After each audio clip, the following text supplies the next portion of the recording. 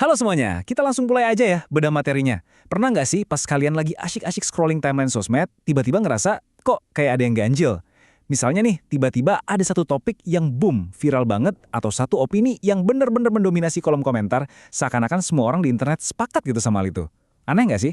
Nah, sesi kali ini kita bakal ngebahas sesuatu yang mungkin nggak kelihatan langsung oleh mata telanjang, tapi sebenarnya ngaruh banget ke apa yang kita baca, kita rasain, dan kita percaya di internet setiap harinya. Yuk, kita selami dunia tersembunyi di balik layar handphone kita dan lihat gimana opini publik itu kadang nggak terbentuk gitu aja secara alami. Sebagai generasi yang dari lahir udah melek internet, kalian pasti peka banget dong sama yang namanya tren. Tapi, coba deh kita sedikit lebih kritis sekarang. Pernah kepikiran nggak pas lagi ngeliat layar HP? Apakah semua tren yang lewat di timeline kalian itu benar-benar organik? Maksudnya, apakah sebuah hashtag yang tiba-tiba trending nomor satu itu murni karena ribuan orang kebetulan bangun tidur terus ngomongin hal yang persis sama?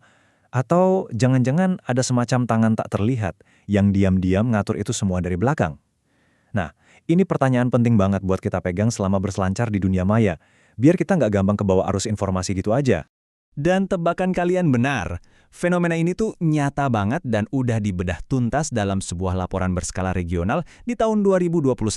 Laporan ini dirilis sama lembaga riset bergengsi Australian Strategic Policy Institute atau kita sebut aja ASPI. Tajuk laporannya cukup bikin merinding. Pengaruh yang disewakan, ekonomi bayangan daring Asia Pasifik. Dari judulnya aja kita udah dikasih lampu kuning nih. Kalau manipulasi opini dan tren yang sering kita lihat itu ya bukan kebetulan acak. Ini tuh udah jadi industri beneran yang terstruktur dan beneran beroperasi di sekitar kita di kawasan Asia Pasifik. Terus apa sih maksudnya ekonomi bayangan ini? Gampangnya gini, bayangin aja ada sebuah pasar, tapi pasar ini digital dan beroperasi diam-diam, jauh di bawah radar keseharian kita. Kalau di pasar biasa kan orang jual beli barang fisik ya, kayak baju atau makanan. Nah, di pasar bayangan ini, barang dagangannya jauh lebih abstrak, tapi efeknya luar biasa ngeri. Yang diperjualbelikan itu adalah pengaruh dan narasi. Laporan ASPI tadi nyebutnya pengaruh yang disewakan.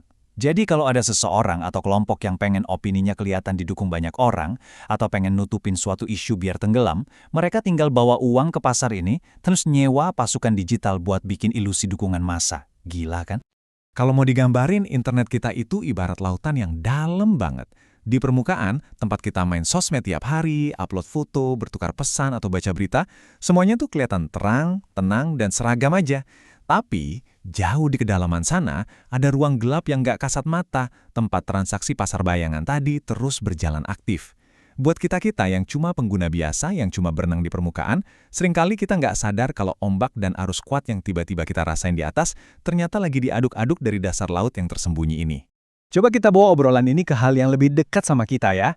Laporan ASPI ini punya satu bagian khusus yang ditulis oleh peneliti akademis bernama Ross Tapsell dan bahasanya secara spesifik menyoroti dinamika di Indonesia.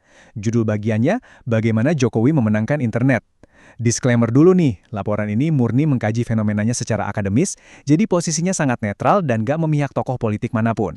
Ini semacam studi kasus yang sempurna banget buat nunjukin ke kita gimana ruang internet dan opini publik pas lagi pemilu itu benar-benar dikelola, dikonstruksi, dan akhirnya dimenangkan pakai strategi pasukan digital. Ini bukti nyata banget kalau teori pasar bayangan itu beneran dipraktekkan di dunia nyata. Pertanyaannya sekarang, siapa sih aktor-aktor yang beneran turun ke lapangan buat ngejalanin pesanan dari pasar digital ini? Laporan ini ngerinciin dua jenis pekerja di garis depan yang tugasnya mengeksekusi pesanan-pesanan tersebut. Pasti kalian udah nggak asing sama istilahnya, influencer dan buzzer. Mereka ini ibarat dua wajah dari koin yang sama di dalam industri pengaruh digital.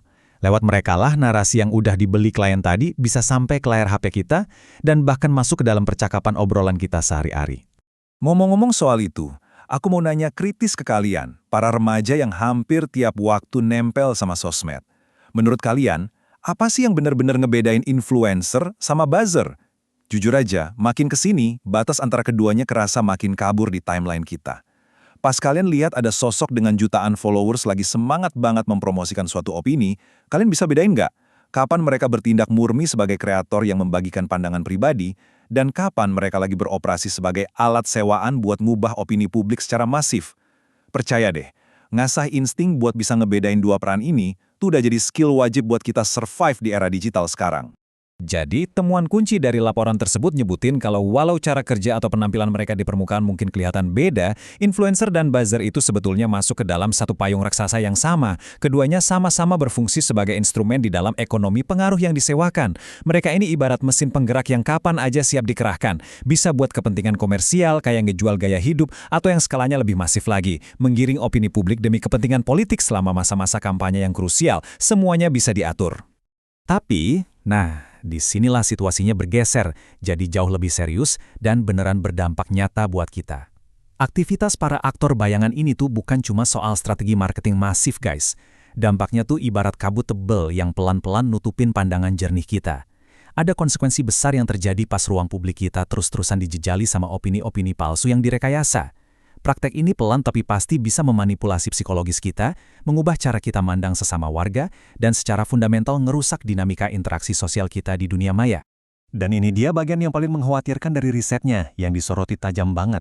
Fenomena ini sering bertujuan buat mengurangi suara-suara oposisi secara online. Ini bukan lagi soal jualan produk yang cerdik. Pas jasa buzzer dipakai secara brutal buat ngeroyok atau nenggelamin opini orang lain yang berbeda, itu berisiko banget memicu polarisasi tajam yang ujung-ujungnya merusak kerukunan kita di dunia nyata. Ruang digital yang harusnya aman dan asyik buat diskusi terbuka, malah jadi arena yang membungkam pihak minoritas. Makanya nih, sebagai netizen, tanggung jawab moral kita tuh gede banget buat jaga etika. Biasain buat komen yang sopan, menghargai perbedaan dan gak gampang ikut-ikutan menyerang orang lain. Itu benteng pertahanan terbaik kita ngadapin narasi buatan ini.